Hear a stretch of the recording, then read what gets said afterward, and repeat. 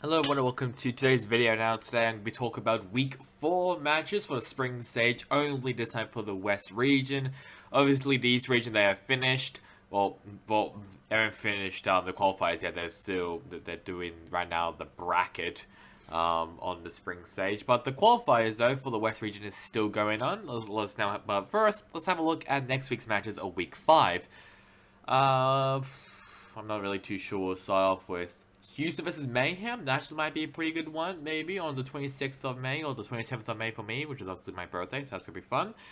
The next day, maybe Defiant versus London. That might be interesting. Boston versus Rain. That's gonna be a good match.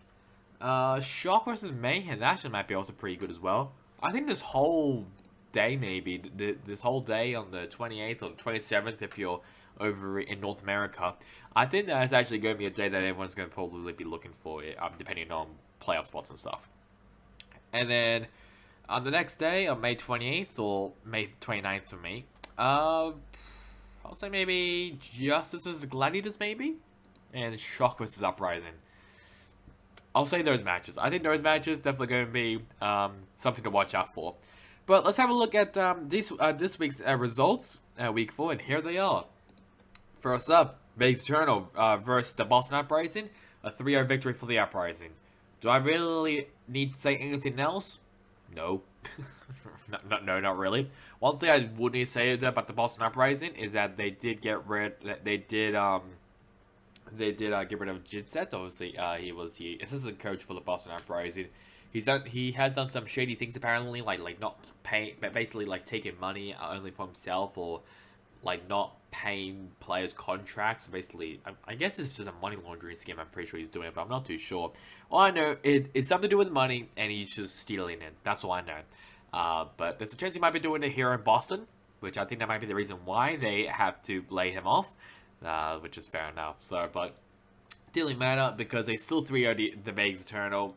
Not surprised about that. And Twilight gained MVP. This one, even though I think people were kind of surprised about this result, I wasn't really.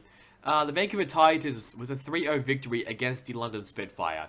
The Vancouver Titans this year is 10 times better than last year's Titans and the year before Titans. This Titans actually has some fiery players. Like obviously one of them, Sugar Free, who got MVP.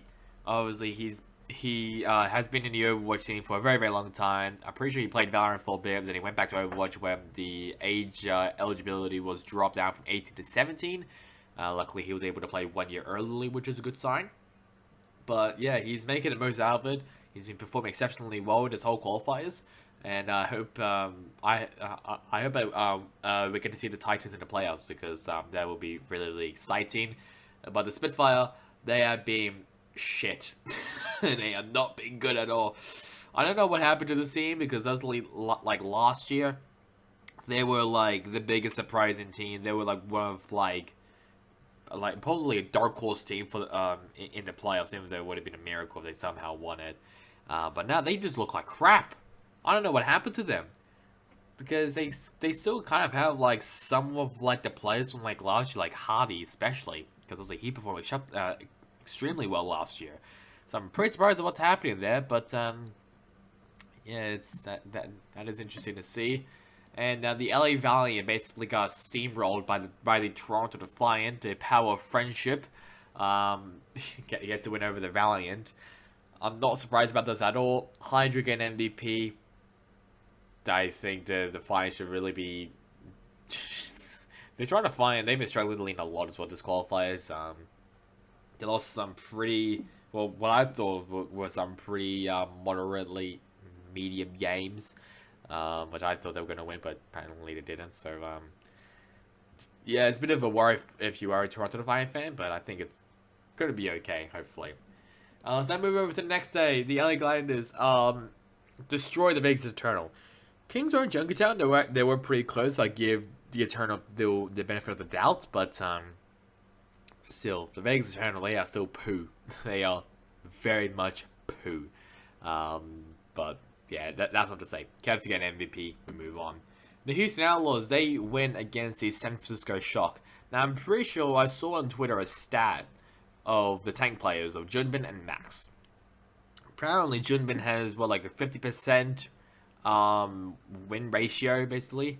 Max, worse. I think it's like a 10% win ratio. Like, a 10% chance of them winning if they got Max in the lineup. So that really says something a lot about how the team plays around their tanks and how Max and Junbin's style really fits with the team. I'm not too sure who they ran in this map. I might be Max and Junbin. Might probably be both. I'll be honest at some point. But it is definitely saying something. But to be fair as well, the Houston Outlaws, they are crazy. They are a very crazy team. A very stacked team as well. So it makes sense why they would probably lose. And they have been going down a bit of a rabbit hole. And they've been going downhill as well in the season. So hopefully they get to pick it back up. And we'll get to see them in the playoffs at some point. But Outlaws won, Shugen MVP. The Boston Uprising, they continue the good week. Obviously, first winning against Vegas Eternal, which is not really that difficult. And they also won against the Toronto Defiant. Twilight once again getting an MVP. I'm not really shocked about this as well.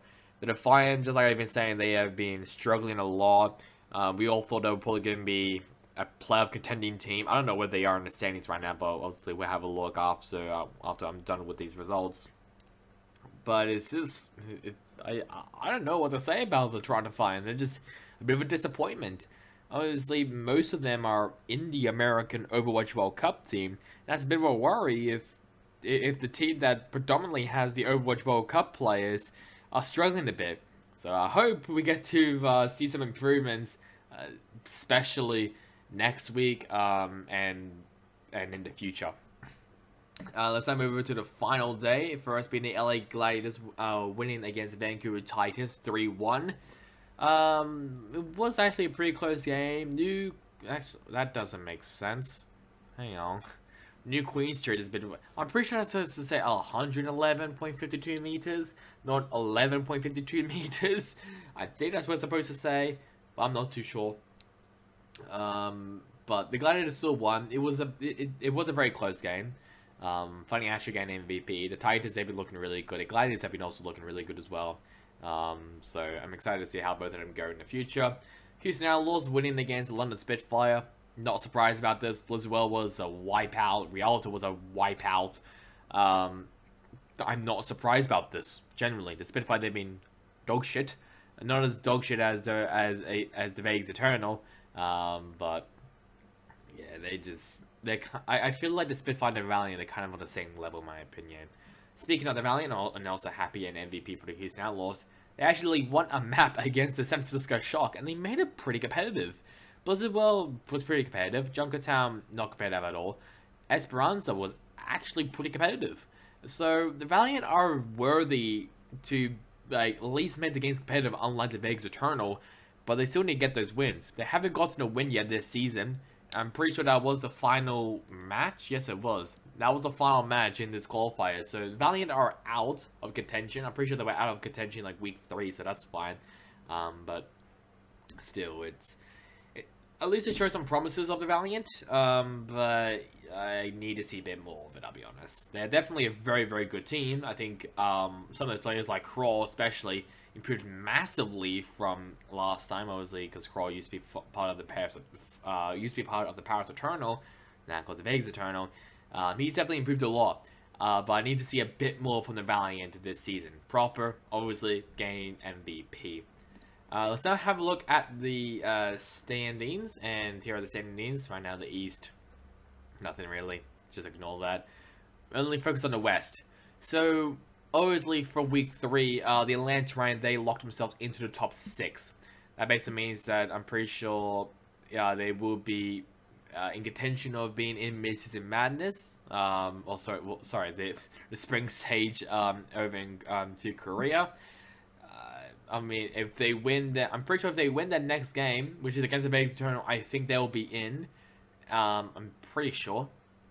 The Houston Outlaws, the Boston Uprising, the Florida Mayhem, Washington Justice, and the LA Gladiators all those 6 teams, sorry, 5 teams, sorry, they have locked themselves into a spot of potentially making it to qualifiers. I don't know how this works. I'm pretty so this is what I think that this is. The top 2 have locked will be going to Korea for the spring stage.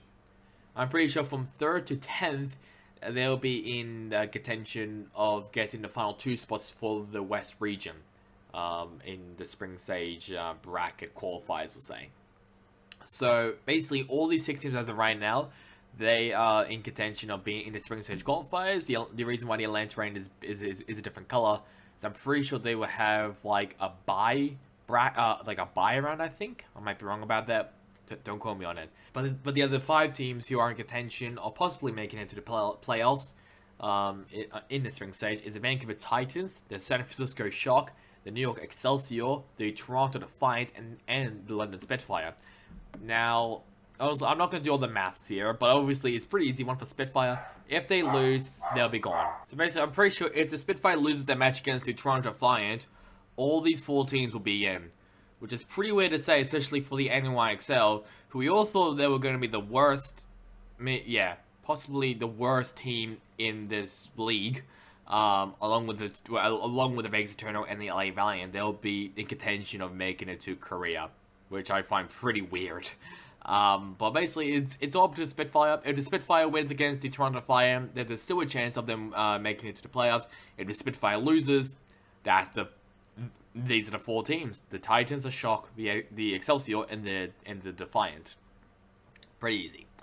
So that's really about it from this video about the West region. Let's actually have a quick look at the East region just to see how they're going. So as of right now, the 4 Overwatch League teams, the Charge and the Spark from bracket 1, are in the upper bracket final, while the Inferno and the Fuel are in the upper bracket final for bracket 2. Seoul Dynasty and the Shanghai Dragons, both of them are at risk of being knocked out, including O2 Blast, Simpraza Gaming, and Panthera for bracket 2, and bracket 1, Dreamers, Rhodes, and Pokerface. So no team is current as of right now has been knocked out yet, and I'm pretty sure they will be starting very soon, I'm pretty sure, or like the next match will be starting pretty soon, maybe. I'm not entirely sure. Never mind. They have 5 days of practice, and then we'll be back on here. So that's really about it for me. Hope you guys enjoyed it. Catch you guys on next time in the next one. Goodbye.